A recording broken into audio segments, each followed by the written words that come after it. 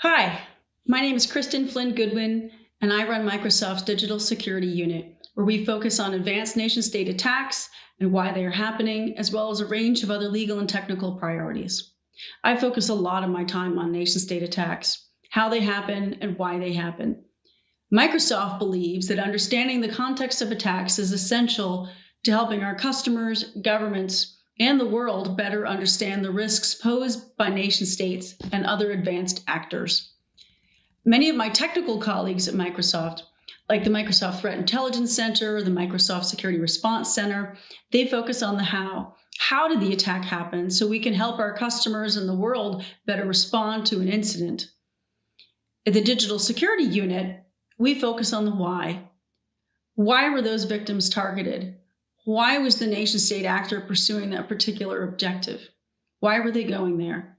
Understanding the why helps us focus on sharing more information and context, something that we at Microsoft believe is important to be able to combat nation-state attacks. We have a number of tools that we use in the Digital Security Unit to better understand the why of an attack. We have threat context analysts who are experts in geopolitical, language, and cyber issues covering Russia, China, Iran, and North Korea. You heard from our Iran analyst, Brian Pryor, a few hours ago on the Cyber War and Critical Infrastructure panel. Our analysts are able to take attack information from the Microsoft Threat Intelligence Center and from other sources and then drill down into it, looking deeply into victims and details so that we can understand incidents and then share information about them more broadly. We'll talk about a few Middle East examples in a moment. We also rely heavily on data. One of the data sources we built since August of 2018 is our nation-state notification data. We notify customers from our Office 365 or Azure services or from our consumer services when they have been targeted or compromised by a nation-state actor that we track. That gives us really interesting insights, particularly at a macro level, into nation-state attacks. Last September, we released the Microsoft Digital Defense Report, talking in part about nation-state threats. What we shared is that globally, we see almost half of all attack activity worldwide coming from Russian actors. And almost all activity comes from what we call the Big Four: Russia, China, Iran, and North Korea. Worldwide, when you look at the total number of attacks, about 70% of that activity is aimed at the United States.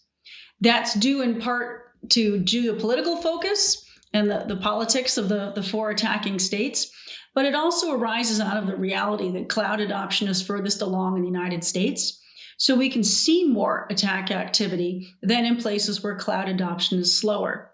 It's that migration to the cloud that's allowed us to turn over the rock and find where those nation states have entered so that we can help the customer do something about it. We also know that globally, and this is a really surprising data point, over 90% of attacks are focused on non-critical infrastructure targets.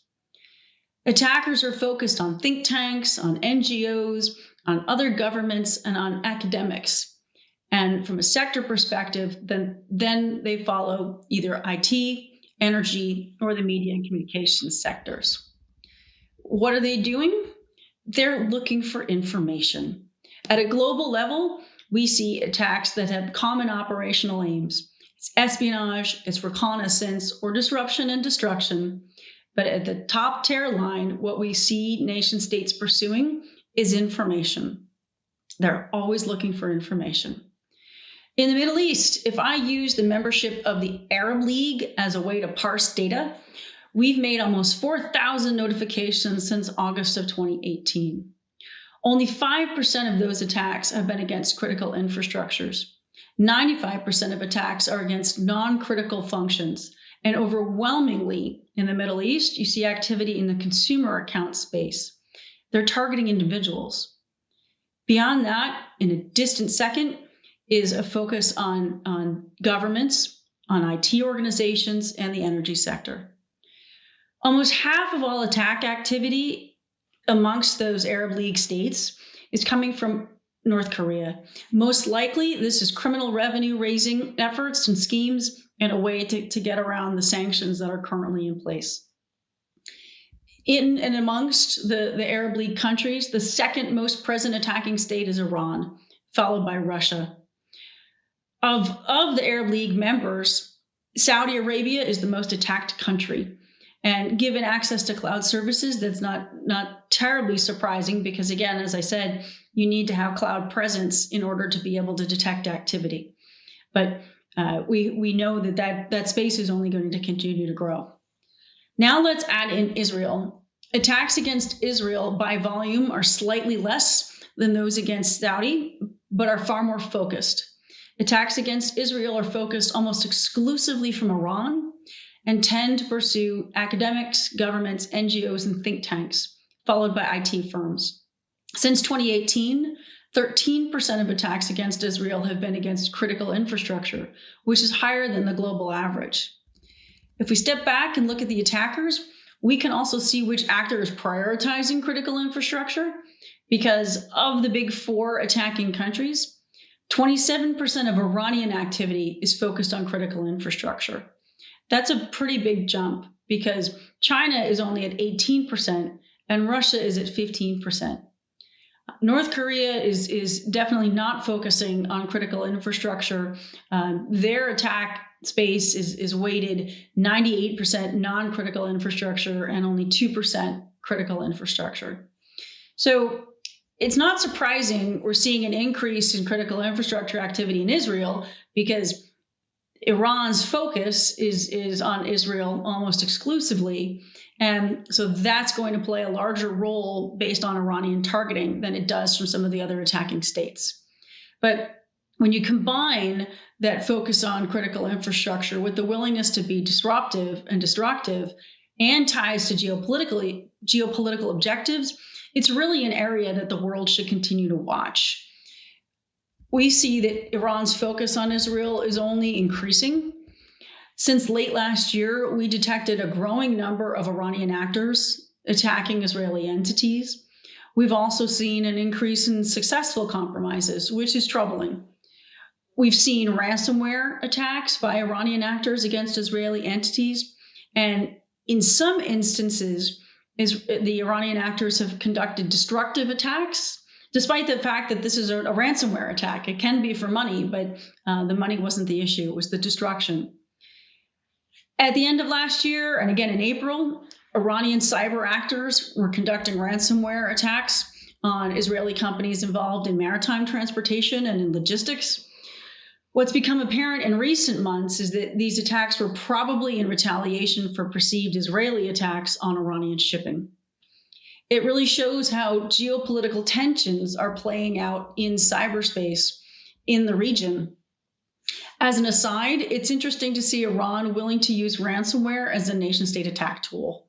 Historically, we see cyber criminals copy tools and capabilities from nation-state actors because it's cheaper and more efficient than developing a new capability. But here, it's the other way around. Nation states also know that if an open source tool or technique exists and it meets their objective, use it. Why spend the money? It's a troubling development because ransomware also has that destructive side, and that's an attack vector we've seen Iran willing to use in the past. With Iran spending roughly a quarter of its time on critical infrastructure, that means roughly 75% of their time is focused on other activity. Let's dive into that a little bit more. Late last year, we wrote about an Iranian group's continued focus on policymakers and diplomats attending international conferences, much like all of us here today. A group we track is Phosphorus, masqueraded as organizers of prominent international conferences, including the Munich Security Conference and the Think 20 Summit, which is in support of the G20 and was held in Saudi Arabia. Phosphorus operators sent invites for the conference with malicious links to high-profile individuals in policy communities who may have direct or even indirect insights into government views or policy planning. This credential phishing campaign demonstrated a common theme from Iranian actors, notably what they lack in sophistication, they make up for in persistence. They demonstrated a willingness to spend time building rapport with their victims before sending a link to register for the conference, which was really a link to a domain that they controlled that then harvested credentials. What I think was really spectacular about the attack and shows how the nation state was committed to the intelligence gathering objective is that Phosphorus provided customer service-like support for prospective attendees. When some attendees had concerns about attending in person because of COVID and were waffling and considering declining, the attackers worked with them, offering virtual attendance options and ideas to targets who didn't want to travel due to COVID, all to get them to click on a link, all to get credentials for harvesting, all in furtherance of intelligence collection. As we think about Iranian geopolitical priorities at the moment, including hostilities with Israel and the nuclear deal with the United States, it makes sense that targeting from the Iranian intelligence community will track across those lines. So for all of you in the policy space or working in diplomacy, pay attention to your links. Think about the emails you're receiving because you too could be targeted. So our data set at Microsoft is tied to the cloud. And so it's relatively small in the Middle East where cloud adoption is still taking hold. However, and this is a really important point, we know that nation state attackers follow their victim into the cloud. Regardless of where they were, the intelligence agency is pursuing the objective of information. The mission doesn't change. They don't care that you were on premises and now you're using cloud services. The attacker wants the information, and so they're going to pursue that objective. That means that as more and more entities migrate into the cloud, our ability to see, respond, and detect is only going to get better. And that's going to be critical because right now, those attacks are happening in victims' on-premises environments, but likely they don't know about it because they don't have the nation state hunting team like we do in the Microsoft Threat Intelligence Center, or they've suffered an attack and either can't remediate or they've gone through the effort to remediate and are on alert that it could happen again. That's a constant worry. We believe that cloud migration and adoption in the Middle East will help detect new attacks and help prioritize cybersecurity higher as a regional necessity. Attack activity is not going to slow down. Ironically, the pandemic has helped to accelerate global cloud adoption, and that's also the case in the Middle East. Last year, Gartner talked about an increase in cloud services adoption in the Middle East. And with people continuing to work and learn from home, that trend will likely continue. That means more and more attacks will become visible as we see more migration to the cloud. That's really important because it's going to bring an opportunity for us to do more about that.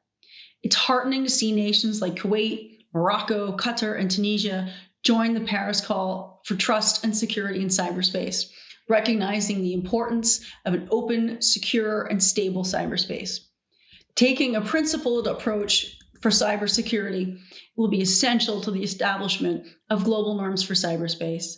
A commitment to protecting individuals and infrastructure, non-proliferation of malware, strengthening cyber hygiene, and promoting widespread international norms, to name a few of the priorities, can help drive greater security in the Middle East over time. Companies can also get involved. Companies can join the Paris Call or the Tech Accord to help drive awareness and demonstrate commitment to cybersecurity and help bring awareness to the importance of contributing to a secure and peaceful internet. Thank you for your time today and to the Middle East Institute for a terrific conference. I appreciate all the voices in today's discussion, and I look forward to continued dialogue as we work to combat nation-state attacks and strengthen cybersecurity in the Middle East and around the world. Thanks very much.